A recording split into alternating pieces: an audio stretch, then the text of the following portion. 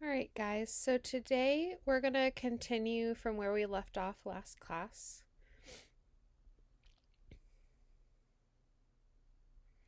So we're going to start by adding to our green circle. So our green circle, I told you, is going to be us practicing with a grass type texture. So we filled it in with just solid green last time. This time we're going to do some layers of grass type lines to create that visual texture. So we're doing our first layer of that now. You can use the same green that you used to fill in the green circle last time, or you can use a different green.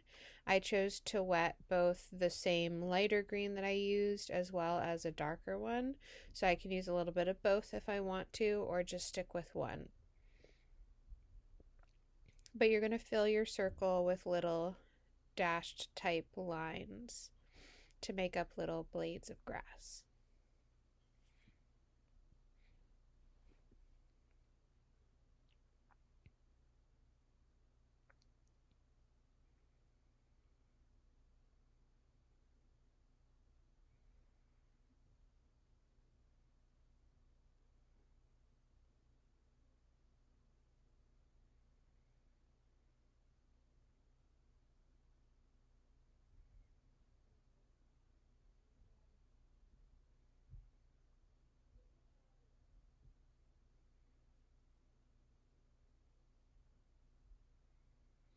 Remember that as you start painting anything that you're painting, you want to wet the colors you're going to use first so that they're not dry when you go to dip your brush.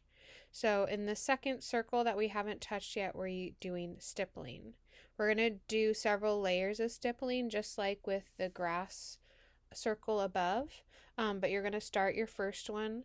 Stippling can be really good for doing any sort of foliage when you don't have the time or the space to do something really detailed, or something's further away so you can't see the detail. So it's really good for doing the foliage of a tree or a bush or something like that. So I'm using shades of orange and yellow for mine as if it's like a fall tree or something like that. But as you're stippling with your brush, you don't have to hit the paper really hard with the tip of your brush. You're just tapping it really gently. And as you do, those spots will start to kind of blend together a little bit.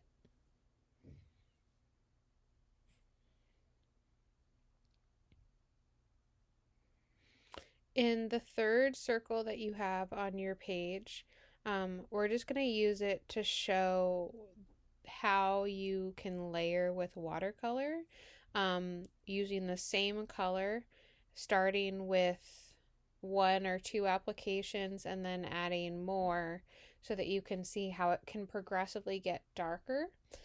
This is just because you don't want to be reliant on black to make things appear darker with watercolor, because it just ends up making things look really messy.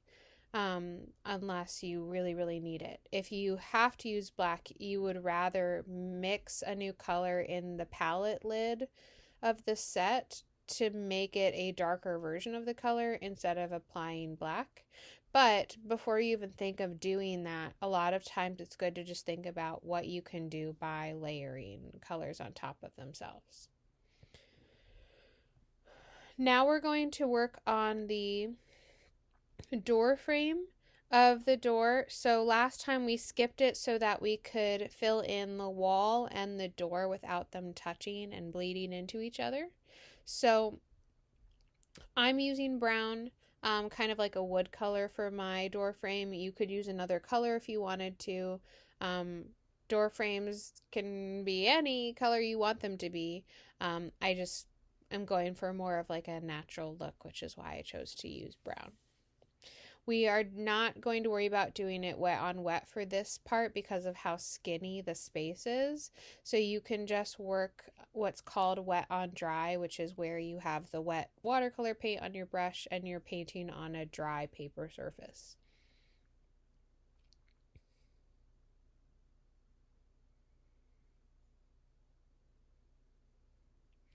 Remember too, as you are painting, you always want there to be more water than paint on your brush.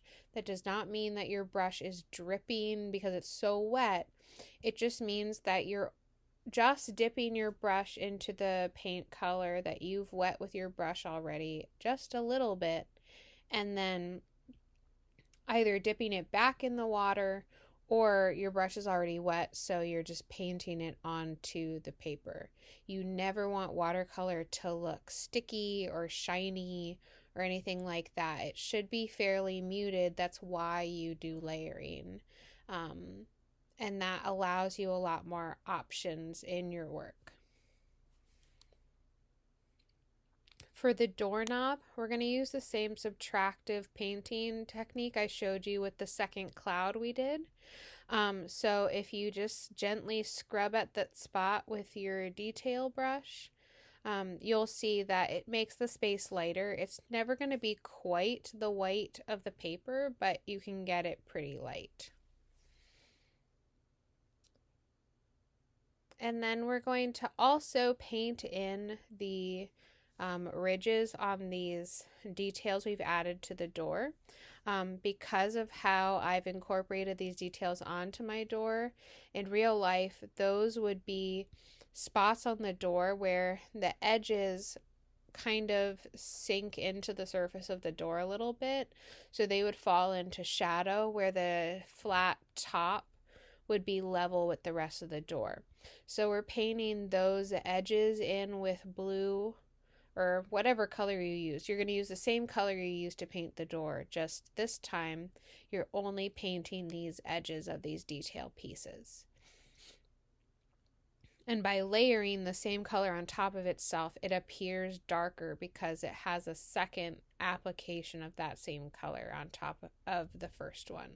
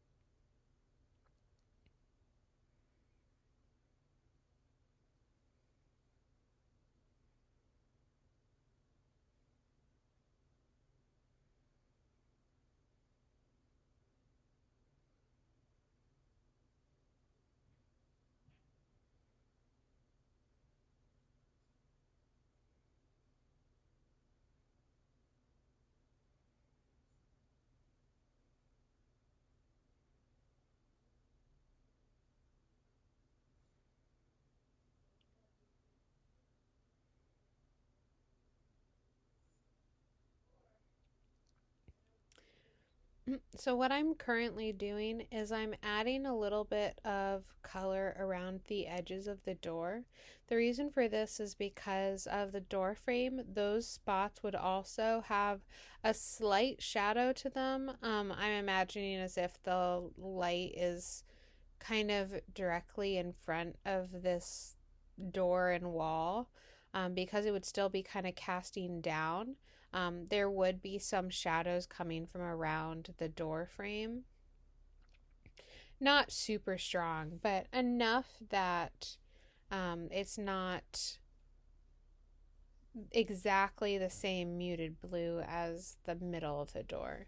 So I'm just adding a little bit of blue around those spots, and then I'm wetting my brush with just water and kind of diffusing it a little bit as I get away from the edge, just to blend it in with the rest of the door so it doesn't stand out so strong. And don't forget to paint in your doorknob. I'm using kind of the golden orange color in my palette, but you can try another color if you would prefer.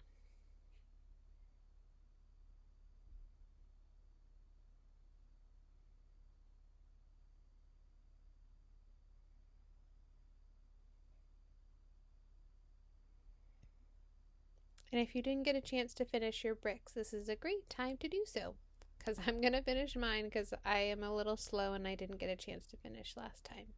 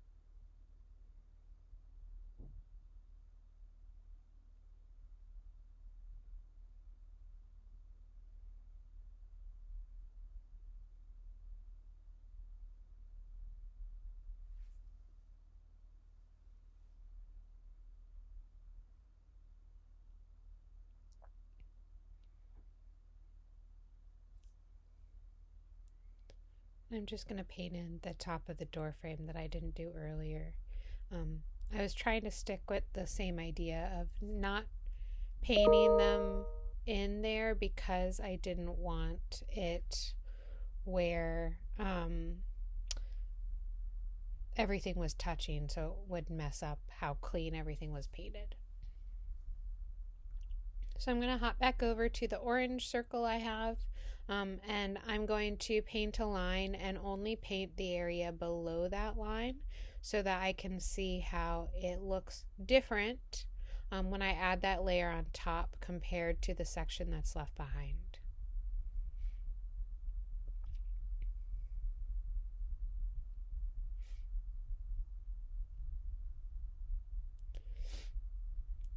If you have any additional details you want to add to your clouds, while we wait for some of our other areas to dry, that's something else that you can do. Remember that with watercolor, you do want to be patient. I know that that's easier said than done, and sometimes you want to work faster than it would like you to, but you do have to be patient with it, let things dry so that you can give yourself the opportunity to be successful with the medium. If you try to rush it, everything will just kind of blob into each other, and it'll just make you very frustrated. So paint sections that aren't touching, find other areas that you can work on when you're waiting. If you don't have a spot that you can work on another artwork and then come back to it. It's a good tact to just keep in mind as you're working with watercolor.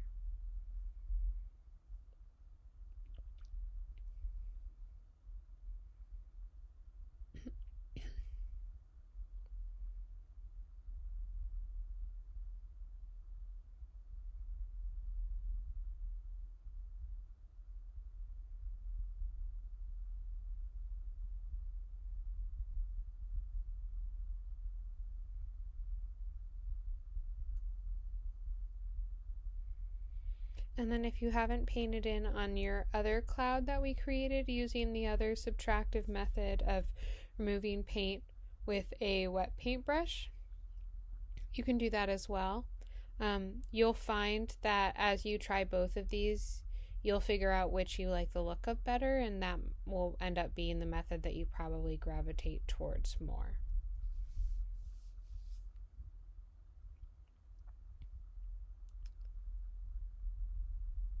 Right, so let's add another layer to our grass circle.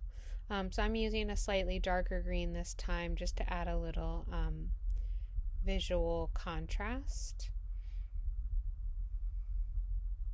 And when you add other colors, you don't necessarily have to cover the whole thing that way.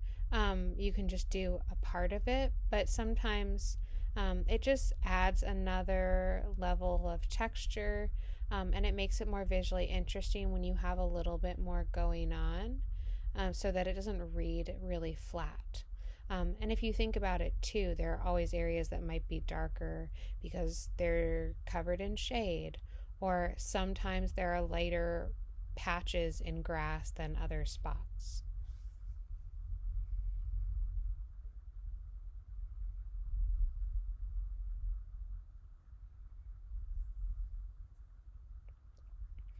And then let's also add another layer to our stippling. Again, you don't need to stipple over everything from the previous layer.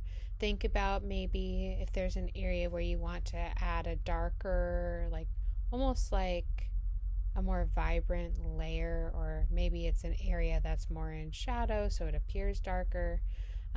So that way we can still see some of the first layer peeking through where it's a little bit lighter.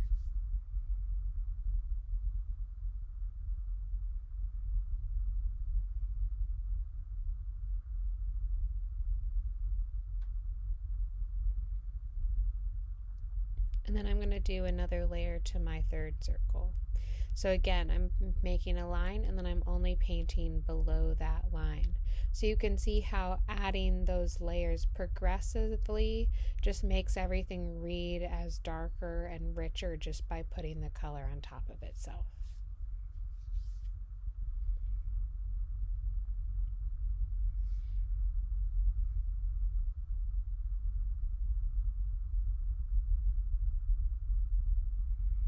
Just going to add a little bit more to the door just because it's not feeling finished to me, and I just want to make sure everything looks as good as it can.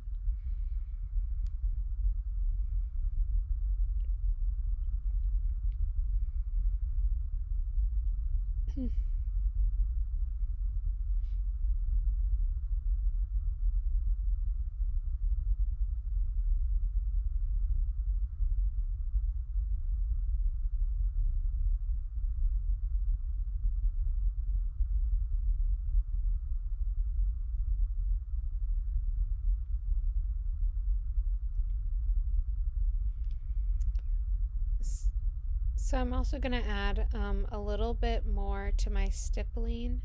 I just want to add a little bit more red to add a little bit more visual interest so that it doesn't all blend together too much. And I think this is probably going to be one of my last layers on here, just to give it a little bit more visual vibrance and contrast. I'm going to add just a little bit more to my grass too. So I'm actually going to use the color in my palette that's more of like a turquoise, but it adds to the greens and it doesn't read as not green because turquoise is just a bluer green. So it's just adding a little coolness to some of the areas of my grass.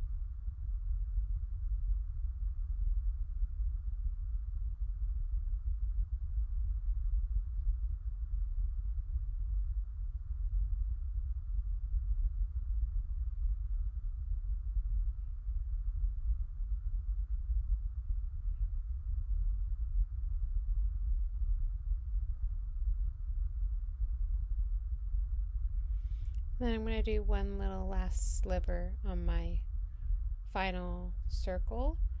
So I have just the peak of a fourth layer.